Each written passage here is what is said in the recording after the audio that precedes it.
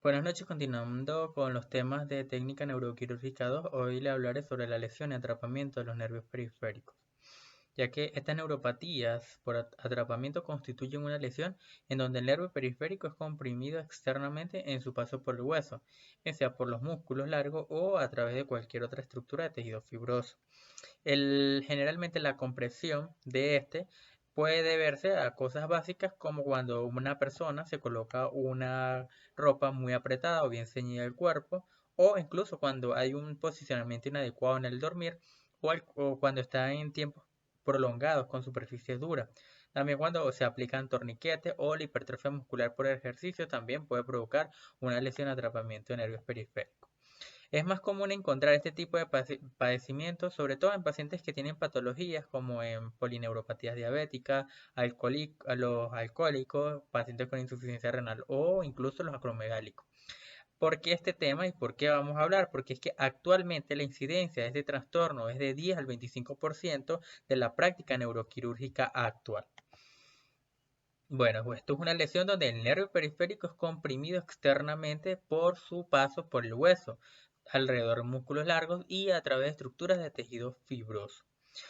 Anatómicamente hablando, está conformado el tejido nervioso periférico por fibras nerviosas que están agrupadas en fascículos, denominadas funículos, y cada funículo o fascículo está compuesto predominantemente por fibras nerviosas motoras, sensitivas y las simpáticas, aunque todas ellas pueden estar contenidas en un fascículo.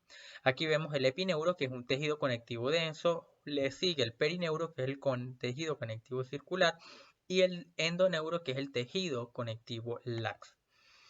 Bueno, tenemos también los tipos de neuronas, en este caso una neurona sensorial que es sensible a varios estímulos, la motora que es capaz de estimular a las células musculares y la interneurona que son las conexiones entre las dos anteriores. Una sutil lesión nerviosa se va a caracterizar por la pérdida de su función normal y esto me va a depender si es una lesión del nervio motor o del nervio sensitivo y de allí la clínica.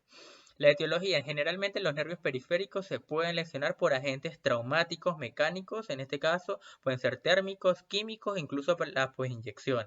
También un proceso proinflamatorio, un paciente con alguna lesión isquémica o algún tumor como un neurofibroma, un schwannoma o un neurofibrosarcoma. Cerca del 21% de las fracturas o luxaciones afectan o tienen o presentan una lesión neurológica. Los síntomas de la lesión del nervio va a depender tanto del nervio lesionado como del sitio de la lesión del nervio. Por ello vamos a hablar sobre todo de los traumatismos directos o tracción. Entre los más frecuentes, una luxación del hombro con una lesión del nervio circunflejo, una fractura de húmero, una fracción o luxación del codo, una fractura o luxación de la muñeca, una lesión ligamentaria de rodilla con lesión del nervio peroneo común, una luxación de cadera con lesión del nervio ciático y compresivo. Esto va a depender por compresión, se unen dos mecanismos, un mecanismo traumático y un mecanismo isquémico. Es por ello que es necesario hablar sobre la fisiopatología. Cuando se secciona el axón, ¿ok?, se va a interrumpir o se ve interrumpido la comunicación de la porción distal con el cuerpo neuronal, que me va a producir una lesión. Tanto la compresión directa sobre el nervio como la presencia de isquemias producen la evidencia de las lesiones sobre las fibras nerviosas. La gravedad de la lesión del nervio va a depender principalmente del grado de compresión ejercida y el tiempo, sobre todo, de la presión. La compresión leve o moderada origina de manera temporal una conducción nerviosa anómala que incluso llega a bloquearse. No hay modificaciones anatómicas de los nervios. Bueno, cuando la compresión es más importante o hay mayor compromiso y vamos a observar invaginaciones de las capas de la mielina. Esto se traduce cuando haya o que empieza a producirse la la mielinilosis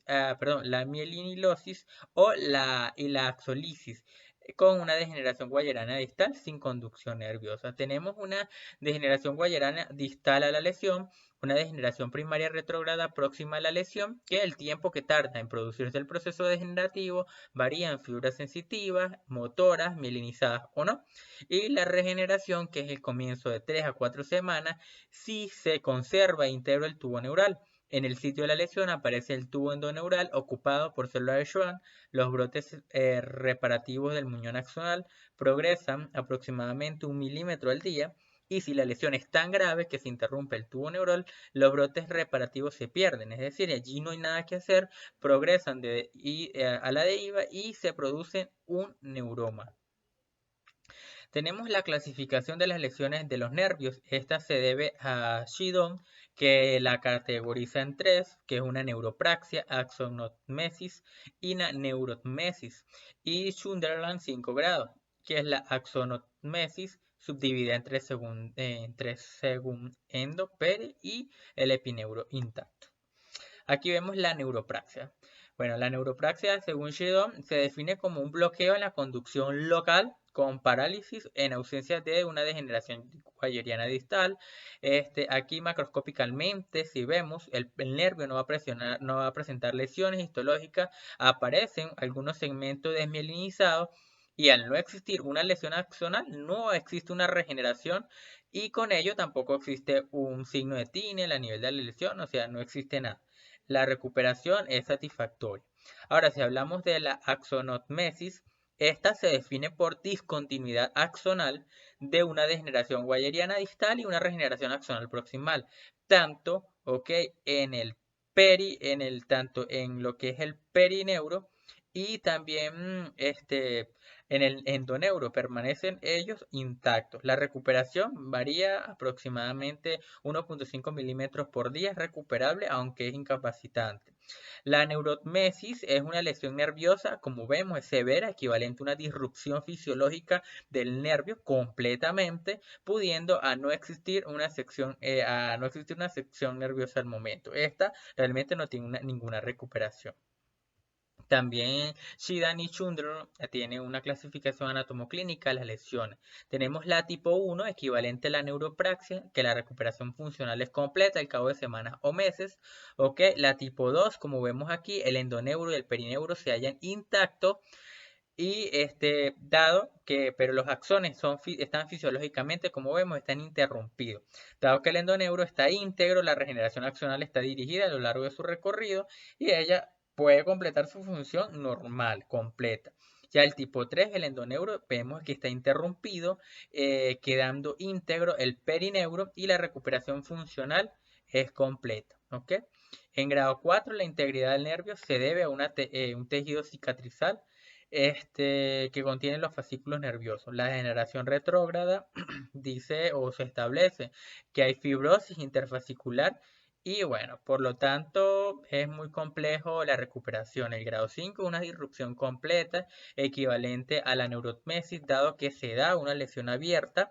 Siempre está indicada una exploración quirúrgica y la recuperación funcional espontánea realmente no existe. Es necesario cuando tenemos un paciente con una sospecha, una lesión del nervio periférico, aplicar clínicamente y semiológicamente las escalas para su evaluación. Empezamos obviamente con el anamnesis, la interrogación, sobre todo los antecedentes patológicos, personales, familiares y la enfermedad actual. En este caso podemos aplicar la escala de potencia muscular o la escala de Daniels y Coles, el cual habla de lo que es de 0 al 5, el 0 una parálisis total, el 1 una parálisis parcial, el 2 hay movimientos en todo el arco articular de la gravedad, el 3 ya cuando el paciente tiene un movimiento articular con gravedad, el 4 cuando un movimiento en todo el arco articular con gravedad y con cierto grado de resistencia, y el 5 cuando vemos y evaluamos un tono y una musculatura normal, su movimiento está totalmente completo. Cuando hablamos de escala de sensibilidad de Hicks y Zachary, aquí hablamos de 0 al 4, de 0 una anestesia total en zona autónoma, el 1 sensibilidad dolorosa profunda, el 2 ligera sensibilidad táctil y dolorosa, y bueno, aquí vamos sumando. Si vemos 4, una sensibilidad discriminativa a distancia menor de 1 centímetro que es la normal. Aquí hablamos, de un cuadro comparativo de que puede tener en cualquiera de los grados de lesión el déficit motor, si hay un déficit sensitivo, déficit vegetativo. Vemos electromiográficamente y anatomopatológicamente evaluar el paciente. Y la clasificación anatomoclínica de las lesiones, dependiendo del tratamiento. Por ejemplo, neuropraxia, abstención, pero si hablamos de la neurotmesis, ya hablamos de turno quirúrgico, un procedimiento quirúrgico para su evaluación. observación. Es necesario, evaluar al paciente para poder nosotros dar un diagnóstico para el tratamiento oportuno, precoz y eficaz al momento.